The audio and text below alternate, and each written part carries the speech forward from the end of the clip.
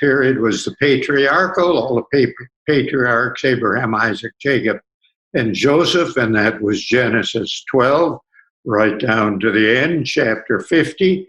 And then last week we're into the third period, the Exodus.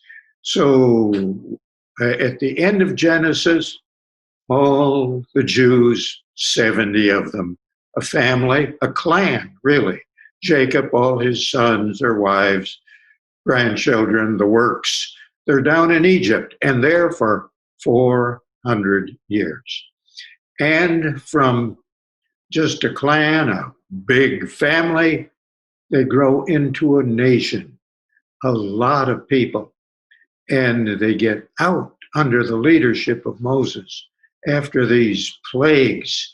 The 10th of those plagues is the interesting one, the Passover. Remember the lamb that is slain and the blood on the doorposts. And that lamb, of course, is a type of Christ. Now, that's why John the Baptist said, when Jesus came, John 1:9 to 1:29, behold, the Lamb of God who takes away the sin of the world. Yes. And just so there's no doubt about it, Paul is on to this in his letter to the Corinthians. And there he has this very, very, very plain, and so there's no doubt left about it in 1 Corinthians 5:7. Christ, our Passover, is sacrificed for us. And of course, then the Jews are out and they're into the Sinai Peninsula. Now, what takes place at this time is the giving of the law. This is most important. We're at the book of Exodus and we're at chapter 20. We are at Mount Sinai, and there that mountain rises up from the Sinai desert, and Moses goes up top to get all of these commandments from God. We know about the 10 commandments. Everybody has heard at least about the 10 commandments. And someone who boasts that I keep those commandments, who has, ask them, where are those commandments? Well, in the Bible. Well, where in the Bible? Everybody should know, but few do know. They're in Exodus chapter 20, all 10 of them. The 10 commandments are about relationships. The first, of course, relationship that's very important, excuse me, is our relationship with God. And the first 4 commandments have to do with our relationship with God. Don't have any other gods. And then don't make any likenesses, graven images. And then don't mess with my name. Don't use it irreverently. And then one day out of 7 is for me.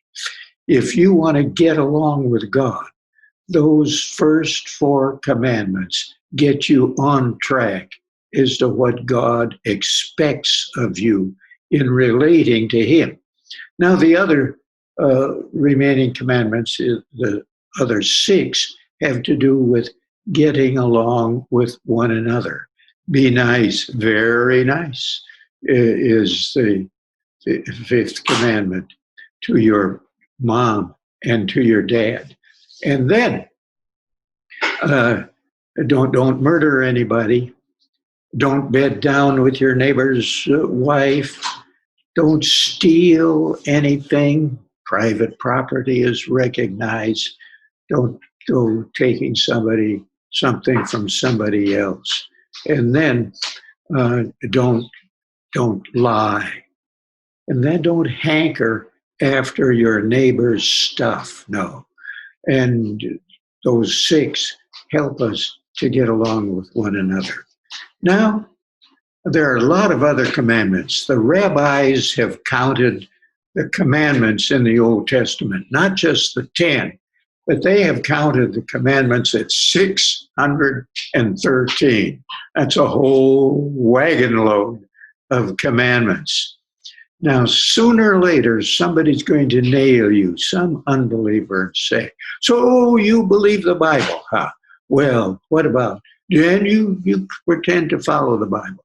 Doesn't the Bible someplace there say that if you speak ill to your mother or your father, you're supposed to get killed? Well, there it is.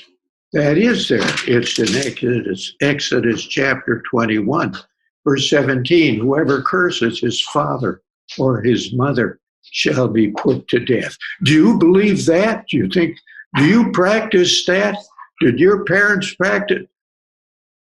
Oh, you maybe at that time feel like you've been pushed into a corner. But wait, when we're talking about the laws in the Old Testament, there are 3 sets of laws. When the Jews were in Egypt, they were under Egyptian law. Every country has its laws. When they're out, now they're a nation and they need laws, and God gave them.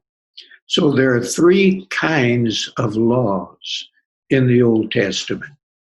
There are civil laws. Those had to do with the Jews at that time as a nation under Moses' leadership. It's like any people group, any body politic has laws. So did the Jews. And they were civil laws, but those don't apply to you, or those don't apply to me. No, they applied to the Jews at that time, civil laws. And then there were ceremonial laws. We don't bring a lamb or an ox to church to sacrifice. No. That had to do with the Jewish sacrificial system. Now, was that thrown out? Oh, no, it was fulfilled. Jesus said in Matthew 5:17, I came not to destroy the law, but to fulfill it.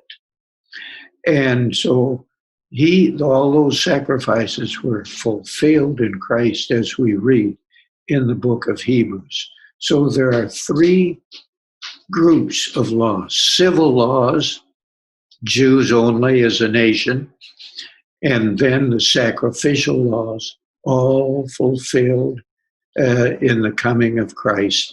And then there's the moral law. Those are the 10 commandments in Exodus 20. And so the moral law is binding upon all people for all time, everywhere. It's always wrong. It's always a sin to murder somebody, to commit adultery, to tell a lie. Yes. So these laws are chapters about 21 up through Exodus 24 or so. Then the rest of Exodus, because all of this comes in here. The rest of Exodus has to do with the building of the tabernacle, this tent, which was the central place of worship. Now, tabernacle, tent, you could take it down and move it. It was portable because the Jews were on the move in the wilderness. So this was not a permanent kind of structure.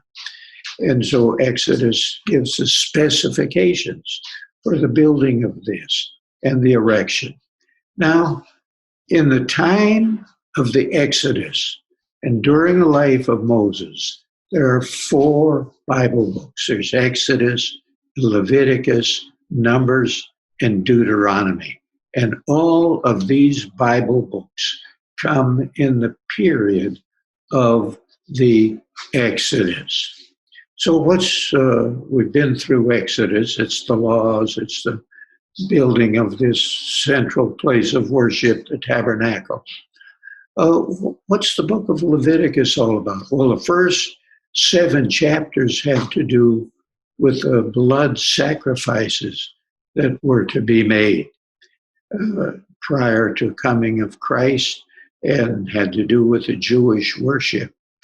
Chapter 16 is important. It's the Day of Atonement, and that's an interesting chapter. In the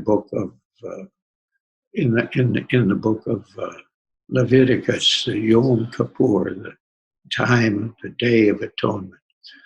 And then there's chapter 18. Chapter 18 is all that you're supposed to know about sex. It is an eye-opener and will keep you and anybody else who follows it out of a lot of trouble. So Leviticus 18 is the sex chapter. Chapter 23 in Leviticus is helpful because it gives a brief overview of all the Jewish feasts or festivals. And there you get a wrap-up of those. So we are to the book of Numbers now. The book of Numbers has to do with counting the Jews, and they're wandering around in the Sinai Peninsula. The first chapter, there's a census, but it's not the kind of census that we're taking in 2020 in the United States. This is a military census. It has to do with counting those who are ready, the men who are ready to go to war. And you read when you come down to verse 45, the end of that first chapter of Numbers, a count of just over 600,000. Now, if you take that 600,000 and figure that there are 5 people to a family, very conservative for those Jewish people, you come up with about 3 million people. So this is no longer the 70 that went with Jacob down to Egypt.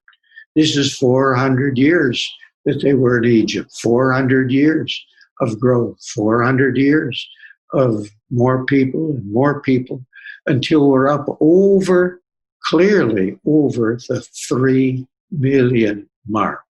Now, this is astounding because these are all the people who have to be cared for.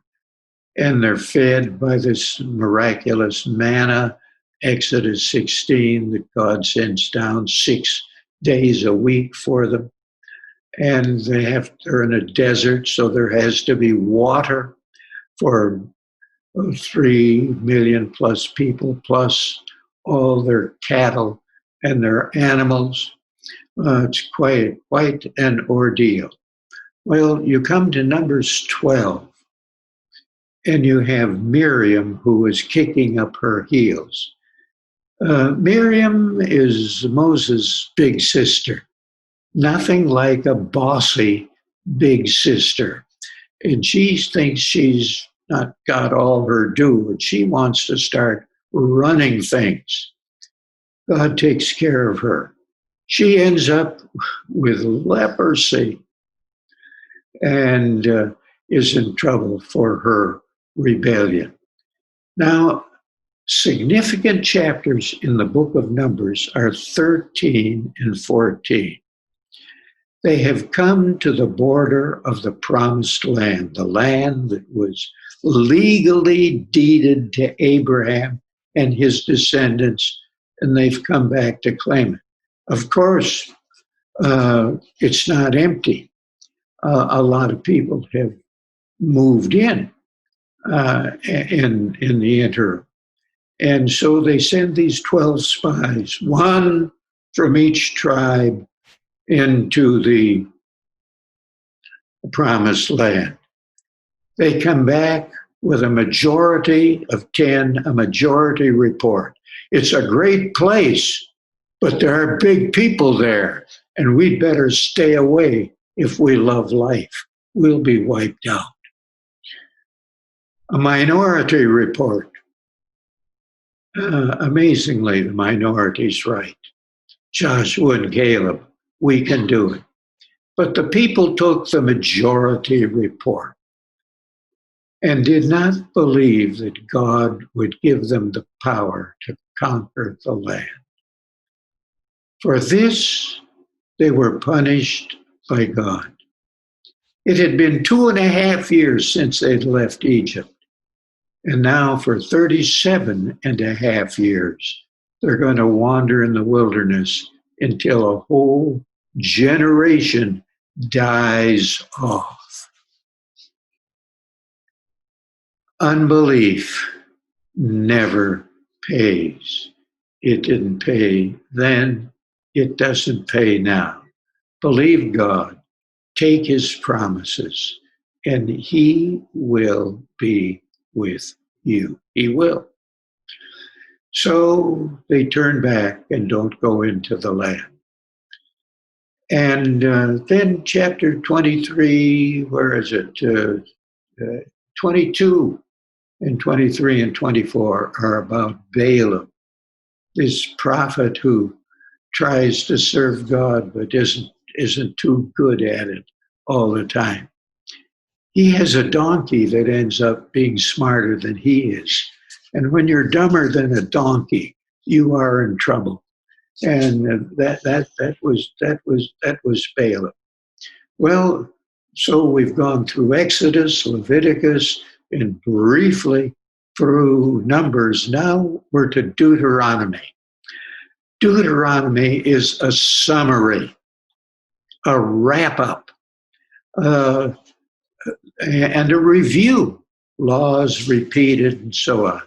Chapter 6 is very important. That hear, O Israel, the Lord our God is one Lord, and you shall love the Lord your God with all your heart, your soul, your might. And these words shall be in your heart, and you shall teach them diligently to your children, and talk of them when you sit in your house, when you walk by the way, when you lie down, when you rise up, and bind them for a sign upon your hand, and for frontlets between your eyes, and write them on the posts of your house and upon your gates. The law of God is important. Deuteronomy 6. Now, the last time or before that, well, when we were in Genesis, I was putting an emphasis on the phrase, the land. That land was described carefully in Genesis 15. The legal description was given, the land, that God legally deeded to the Jewish people. And that phrase just runs all the way through the book of Deuteronomy.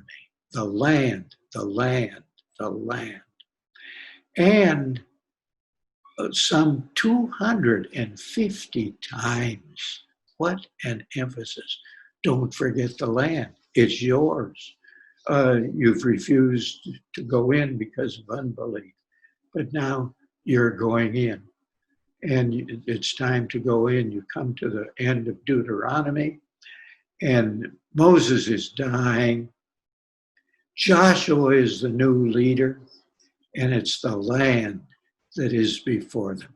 Now, for next time, we're going into the next period of biblical history. We've been through the beginnings, Genesis 1 to 11, the patriarchal, Genesis 11 to 50, Exodus, Leviticus, Numbers, and Deuteronomy. Now, the fourth period is the conquest. They're going to take the land with Joshua as the leader. So read the book of Joshua. And here come the wars. It's been looked at to get military strategy. And as you read it, you will see why.